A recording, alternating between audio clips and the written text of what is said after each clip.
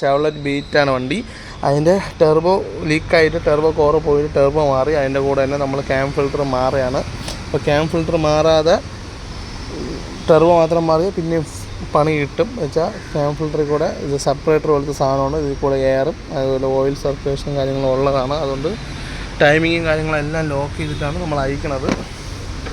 അപ്പോൾ ഇതിൻ്റെ ഫിൽറ്റർ ഒന്ന് അയച്ചെടുക്കാം. അയക്കുമ്പം മെയിനായിട്ട് ടൈമിങ് നോക്കണം, ഇല്ലെങ്കിൽ 8ൻ്റെ പണി കിട്ടും. പണി കിട്ടിയ ടൈമിങ് കവർ ഫുള്ളും അയച്ച് ഒന്നിന് ടൈമിങ് വെക്കേണ്ടിയിരിക്കും. അതുപോലെ തന്നെ ഇത് അയക്കുമ്പം പോലെ അയക്കാവും. ചെയിൻ എപ്പം വേണമെങ്കിലും ഊരിത്തറയിൽ പോകാം.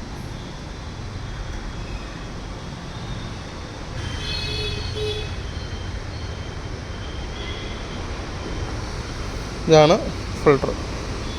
അപ്പോൾ ഇത് കംപ്ലൈൻറ്റ് ഇല്ലെന്ന് പറഞ്ഞ് മാറാതിരിക്കരുത്. അത് സാധാരണ ഒരു 25,000 അല്ലെങ്കിൽ 30,000 കിലോമീറ്റർ വരുമ്പോൾ മാറിപ്പോകണമായിരിക്കും ഏറ്റവും ഈ ഷെവർലെറ്റിൻ്റെ ബീറ്റിൻ്റെ നല്ലത്.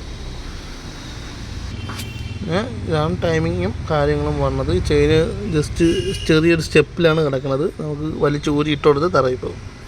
അതുകൊണ്ട് വീഡിയോ എടുത്തുകൊണ്ടിരിക്കാണ്ട് പെട്ടെന്ന് തന്നെ ഫിൽറ്റർ സെറ്റ് ചെയ്യുക. ഈ ഫിൽറ്റർ മാറേണ്ടതോടെ തന്നെ ഈ കേസും മാറണം കേട്ടോ. ഇവിടുത്തെ 4 ബോൾട്ടിട്ട് മുറുക്കൂല ക്യാം കവറിൻ്റെ ഫിൽറ്റർ. അതിൻ്റെ ഈ സീലിലാണ് ഈ പിടുത്തം. കൂടുതലും ആ സാധനം കംപ്ലൈൻ്റ് ആയിട്ട് ഈ സീലും കംപ്ലൈൻ്റ് ആയിട്ടാണ് കൂടുതലും വണ്ടിക്ക് കംപ്ലൈൻ്റ് ആവണത്. അപ്പോൾ നമ്മൾ മാറുമ്പോൾ ഇതും ആ കവറ് ടെർബോ അങ്ങനെയാണ് മാറുന്നത്.